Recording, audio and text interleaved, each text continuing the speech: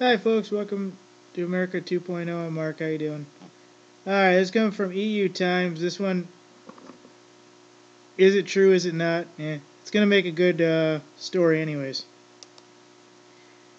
This one basically, Putin orders basically millions of troops on high alert after a U.S. Hypercraft is seen or attacks. Basically, this story says that the Russian Ministry of Defense's urgent bulletin was put out by President Putin and put 3 million regular and reserve military force on high alert and has stepped up the manufacturing of air defense missiles and systems to over 200% for fears of U.S. unprovoked attack upon the Federation by advanced United States hypercraft, which is supposedly, if you read this, interdimensional and space weaponry. I don't believe this circle in the sky is the actual photo. I could be wrong if this is what they're trying to put up. Makes a good story, folks. That's why I'm putting it out there. You know, some people criticize me for putting these kind of stories out there, but you know what? We don't know what they have. They won't tell us. So, shit, maybe the Russians will blow it out of the sky and we'll find out. I don't want them to blow out something that's an American spy vehicle or something of that sort, but if we're using it for conventional warfare and it's not supposed to be there, you got my go ahead. But basically,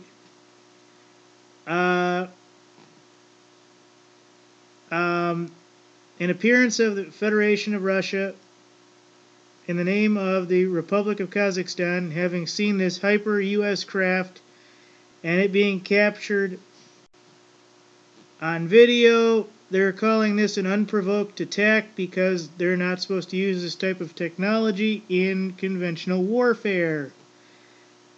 Now, if I knew this thing would actually show something worthwhile, you know what, I'll play first 30 seconds or so, but I don't think it will show anything major. Here we go. This guy would stop moving his damn camera. There we go. Let's see. Oh yeah, there's some sound too. Oh shit, this might actually be something. А что это вообще такое? You hear that howling or whistling? О, что-то как ходит. Да. Oh, that's interesting. Alright. So, important note, as it continues with the past week, the U.S. attacks was basically seen, and basically, you know, if the U.S. can't use conventional warfare and conventional surveillance, they'll just use unconventional, is basically what this thing is saying. Now, do you and I believe that this thing is U.S. made? Well, here's a story on that. The ETs have contacted probably everybody. So if we have one set of technologies, why wouldn't Russia just put this up and say, oh yeah, it was the U.S.? Sorry, even I don't believe that. But it makes for a nice story. And I try to blur the lines a little to joke around, so if this ends up being true, awesome.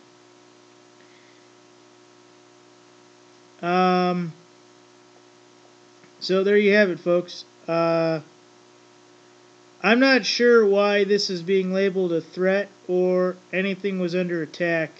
So this one I'm going to put out there is a fun video by EU Times. I've seen this video before, so that's why I haven't jumped to post this, you know. But basically, if we are using our super technology, you know, they have every right to blow it out of the sky and everything. And if you did listen, even remotely, you did hear a whistling sound.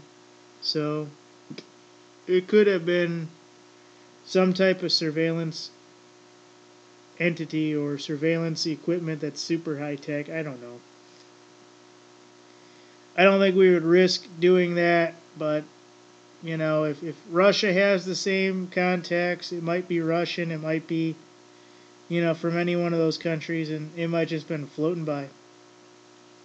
Hell, it could be a natural anomaly. I don't know.